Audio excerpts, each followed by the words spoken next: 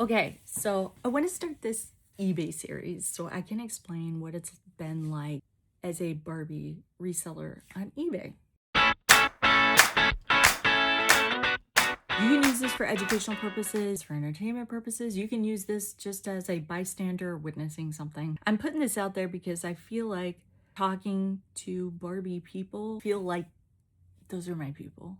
Like when we start talking about Barbies, so much fun. And it's usually a very positive place. Very few negative interactions with Barbie collectors, people in Barbie groups. I'm gonna try to stay on target with this one. When I first started selling on eBay, I had a lot of, we'll say, free inventory. Barbies that I've been sitting on for years. Most of them were from an old friend of mine. Her mom had bought them for her to save. It was one of those situations where the mom's like, oh, those will be worth something someday kind of deal. She was like, here, you just take them. And she gave them to me, not because at that time I was hyper into Barbie, because I wasn't. This was very much I was dormant. I was collecting Batman action figures. That's another story. She knew that I liked Barbie growing up, and I kept my Barbies growing up like on display. She was like, it makes sense for you to take these. I sat on them for a really long time. I think the oldest one was from 98. This was way beyond the time I stopped buying Barbie. I did buy some that were comic book characters. Maybe I'll do a talk about that, which is cool because I still have them in the boxes. I was heavy into comics. And I wasn't looking at Barbies as Barbie. I was looking at, oh, they're dressed up like Catwoman or Harley Quinn or whatever. Poison Ivy, heck yeah. And they just happen to be Barbie. So she gave me these dolls. I was sitting on them 20 years.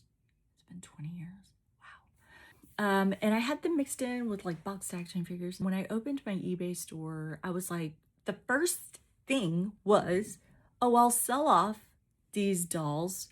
Not because they're not valuable to me, but I didn't have a personal attachment to them. I wasn't gonna open them. The whole goal was sell them on eBay, whatever profit you make, dump it into the dolls you really want.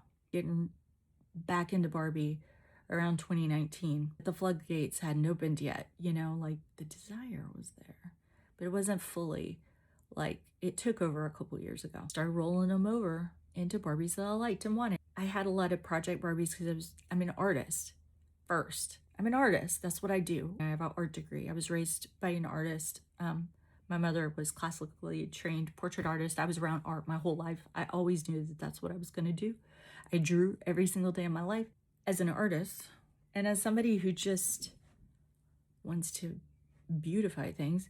When I would find dolls in bad shape, I liked fixing them. I don't know. There's a part of me that's very, and I'll probably do a series on that. There's so many things I can tell you. I was so scared of eBay. Logistically, I was scared of weighing things wrong and doing the wrong things. I was scared that people would be unhappy and leave me bad feedback. I was petrified. But overall, a year later, this has been one of the most satisfying things in my life. And I'm incredibly blessed to have built it up to where it is. So when I was listing Barbies, I was listing other things as well. I started listing things in my collection, my other collections. I had some Alice in Wonderland stuff. That's one of my niche collections. I had listed coloring books. There's a stack of them. I think there was 6. I think I probably grabbed them in Target. I was going through my stuff. I was trying to stay within my theme. And my theme at that point was vintage, toys, in general. They were listed for months. One day, this lady sends me a message. I'd really like to buy these for my autistic granddaughter. And I was like, oh, that's amazing. How kind. Why is she messaging me though, Do you, have any chance, any more of these? 6 years old, but at night, she can kind of speed through like a coloring / activity book pretty quickly. She's like, she can do one a night. And I was like, wow. I don't have any more coloring books. Let me look at my stash and see what else I have. So I asked her, what kind of Alice is she into? Does she like the Disney version? Because I have an extensive Alice book collection. And she said, oh, she has a little golden book. Let me know if you find something. I would like to buy that as well. I went downstairs, looked at my bookcase, immediately picked out. It was a Disney version, a big book. It was like 12 inches, I don't even know. It was massive, thick. And the pages were beautiful. And I know why I kept it. It was like full page illustrations. And my artist heart always saw myself as an illustrator. And now I do narrative portraits. Storytelling is very important to me. What do you think of this one? And I was like, it's nice and thick. Lots of good pictures in here. You should be able to read this over and over. And maybe she won't be able to fly through it so fast. You're like, oh my God, thank you. That would be great. And she was like, just send me an invoice. I did not do. I want her to have this. This is my gift to her. And I said, I'm going to cover the additional shipping. She told me her granddaughter's name. I've never forgot it. It was Crystal, which is so sweet. I said, I want you to tell Crystal that her Alice friend is gifting this to her. And then what did I do? This is not a brag. This is pure love, okay? I was so excited. She sent me a picture of her little granddaughter. She was so cute. And she had like long blonde hair, smiling. I immediately thought, oh my God, she's a perfect little Alice. I was like, she's adorable. Before I set up the box, I started scouring my room. I have Alice stickers. I had a sticker book. I just started slamming stuff in that box. I was like, this baby girl is gonna have some fun. Because what do I need? What do I need all this for? I talk about this a lot with collections and culling. You know, it's easy to hoard things. And I've been hoarding this stuff for a long time.